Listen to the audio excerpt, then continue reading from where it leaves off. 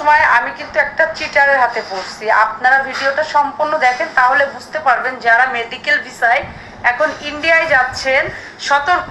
আমি বুঝতে পারিনি, আর আমার সাথে আমার জামাই ছিল না, আমি আর আমার বাচ্চা ছিলাম। যখন আমি যশোর থেকে বেনাপোল পর্যন্ত গেছি, বর্ডারে যাই দেখি প্রচণ্ড পরিমাণে ভিড় আর এত লাইন। এবার দুইটা ছেলে আইসে আমার কাছে যে আপু আপনি কি ইন্ডিয়ায় যাবেন? আমি বলছি জি আমি ইন্ডিয়ায় যাব। তার কাছে এত লাইন, আপনার তো 3 থেকে 4টা বেজে যাবে ঢুকতেই। তা আমাদের কাছে একটা টোকেন আছে, এই টোকেনটা নেবেন? তা আমি খানিক ভাবলাম যে দেখলে মনে হলো না চিটার, তাই এবার আমি বলছি আচ্ছা নেবো। কত টাকা দেওয়া লাগবে? কত? মাত্র 20 টাকা। আপনি এই টোকেনটা যদি আপনি শো করেন আর আপনি 1055 টাকা দিলে আপনি ঢুকতে পারবেন, আপনাকে বাধা দেবে না, আর লাইনও দেওয়া লাগবে না। তা আমি ভাবছি যে ভালো তো। এবার ওরা আমার সাথে 2জন কথা বলতে বলতে 3জন আইসে। তা এবার কথা বলতেছে, কাছে আপু আপনার কাছে কত টাকা আছে? আমি আমার কাছে অনেক টাকা আছে। তা কাছে টাকার নাম্বার লাগবে, আমাদের এই কাগজে টাকার নাম্বার। আমি তো আগেও অনেকবার ঢুকছি, আমার কাছে তো টাকার নাম্বার চাইনি। তার কাছে না নাম্বারটা দেন। এবার আমি নাম্বারটা দিছি, দেওয়ার পরে এবার না টাকাটা আমি ওনার হাতে বের করে দিছি, মানে চিটারিটা আমার সাথে এই জায়গায় হয়েছে। টাকাটা বের করে দেওয়ার পরে আমার কাছে টাকা গুনছে, সাথে আরো একটা লোক আছে, মোট 4জন, 2জন এই পাশে 2জন এই পাশে। আর ইজি বাইক আলা কিন্তু মেন চিটার, যে আমাকে নিয়ে গেছে ইজি বাইকে করে বেনাপোল টার্মিনাল থেকে বেনাপোল বর্ডার পর্যন্ত। ওই ইজি বাইক আলাই কিন্তু ফোনে কথা বলছিল, ওই কিন্তু চিটার।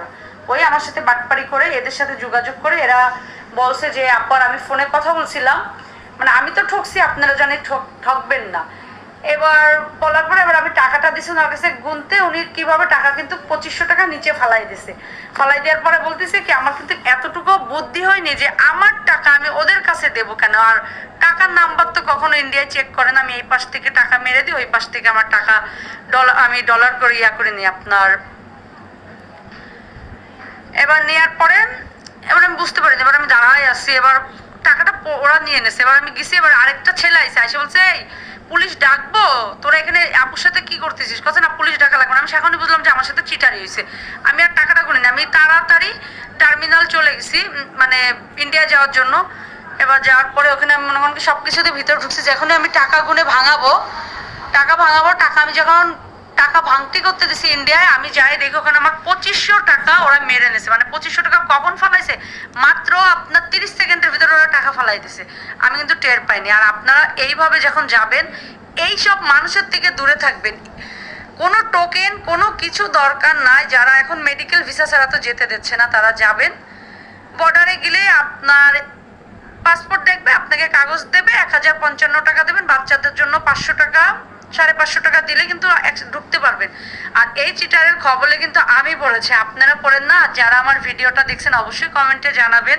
আমার মনে হয় বেনাপোলের লোকজন কিছু মানুষ এমন, আমি আগের দিন বেরোনোর সময় দোকানদারকে বলছিলাম ভাইয়া জানেন এখানে কয়েকটা ছেলে ছিল আমার সাথে এমন করছে, কথা জানেন না পা ওরা রাত 4টার সময় এসে এখানে বসে থাকে যেরকম চিটারি বাটপারি করার জন্য। আমি বলছি ও তাই? কথা হ্যাঁ। আমি বলছি এখন তো লোকজন কম যায়, তারপরে কথা হ্যাঁ অনেক মানুষকে এইভাবে ধরে। দেখেন কত অসহায় মানুষ যে মেডিকেল ভিসা ইন্ডিয়ায় যাচ্ছে, তারপরে এরা এইভাবে টাকা পয়সা আমাদের কাছ থেকে নিচ্ছে। আপনারা যদি আমার ভিডিওটা দেখেন অবশ্যই শেয়ার করবেন। ভালো থাকবেন, আল্লাহ হাফেজ।